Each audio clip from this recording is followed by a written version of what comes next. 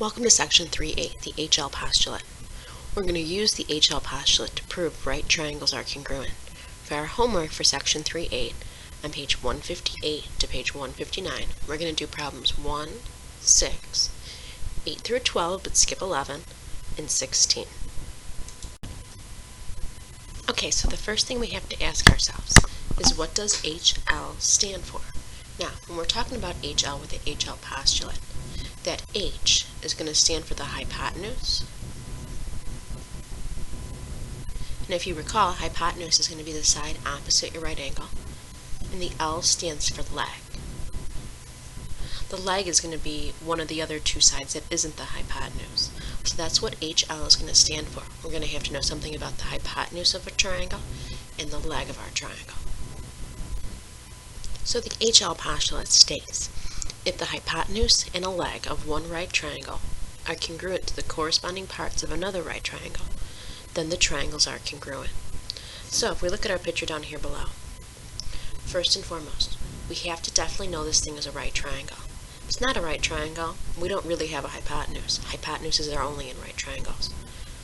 We have to have congruency on those hypotenuses and another one of those legs. Now, if you kind of notice, the HL postulate only works with right triangles, because if you don't use HL, it spells out something naughty.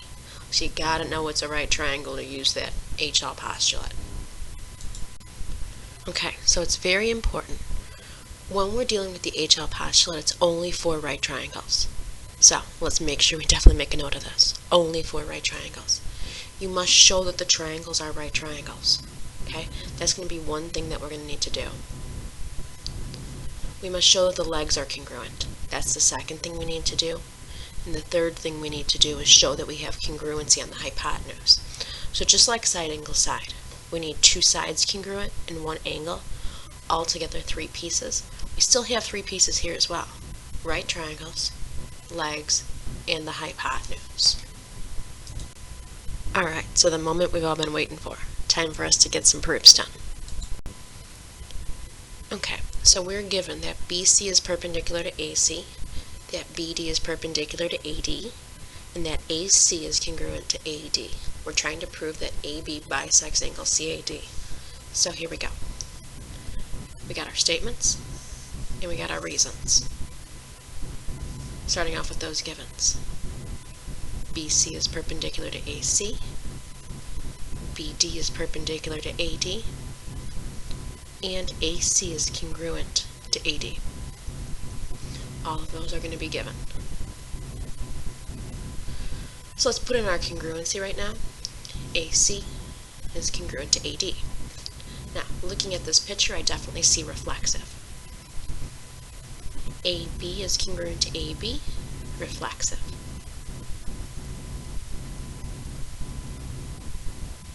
Mark that in there. Next, we're going to go off those key symbols, the perpendicular. We know perpendicular forms right angles. So we have 2 separate perpendiculars. So one of mine is when BC is going to be perpendicular to AC, so my right angle is going to be formed right in here. My second one is where BD is going to meet with AD, so my perpendicular is going to be formed right in there. So here we go. Angle ACB is a right angle. Definition of perpendicular. Angle ADB is a right angle. Definition of perpendicular. Now, here's where we're going to change pace a little bit. Instead of saying all right angles are congruent, I look at what that's going to spell out here. And I have 2 sides, but the angle is outside. Angle side side. Not a good idea. Now instead, with right triangles, we can use HL. But you gotta know it's a right triangle, and we do. The triangles have right angles. So my next step from here is going to be to state triangle ACB and triangle ADB are right triangles. The reason: if a triangle has a right angle, it's a right triangle. Okay, now we can state that our triangles are congruent by HL. Triangle ACB is congruent to triangle ADB by HL, And now for our CPCTC. We want to prove that angle CAD is being bisected by AB. So which angles would we need to have congruent? Those angles in here, and perfect. Those are angles in my triangles that I just stated were congruent. Angle CAB is congruent to angle DAB by CPCTC. And last but not least, AB bisects angle CAD for a reason. If a ray divides an angle into two congruent angles, it bisects. Beautiful. Okay, here we go. We got another proof. Now for this one, let's see what you got. Hopefully you understand the way HL works. Press pause, give it a little try, see what we got. If you need a little help, unpause it and let's see what we can do about this. Okay, so here we go. Pick a nice pretty purple. Got our statement, got our reason. Start with those givens.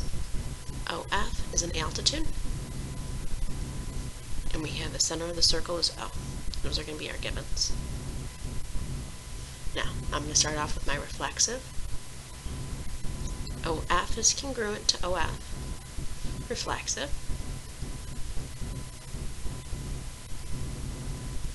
Mark it in. And I'm going to go to my radii.